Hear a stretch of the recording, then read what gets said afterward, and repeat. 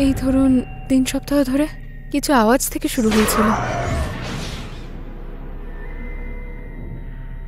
কার অ্যাক্সিডেন্টে আমার একটা বন্ধু মারা গেছিল, তার জন্যই আমাদের দেখা হয়েছিল। ওদের সাথে রিসেপশনে দেখা হয়েছিল আর পরে আমরা ওখানে গেছিলাম। সেড ওখান থেকে একটা কার্ড পেয়েছিল যেখানে লিখেছিল ডান্স করতে হবে। কি করেছো?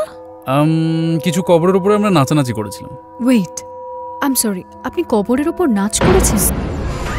যে আপনাদের বাড়িতে 3 সপ্তাহ ধরে এইসব ঘটনা ঘটছে, যেটা আশেপাশেও হতে দেখা যাচ্ছে, এই কদিনের মধ্যে আপনাদের দেখা সাক্ষাৎ হয়েছে? আমরা কিছু করিনি। কিভাবে করেননি? মৃত আত্মাদের তো অসম্মান করেছেন।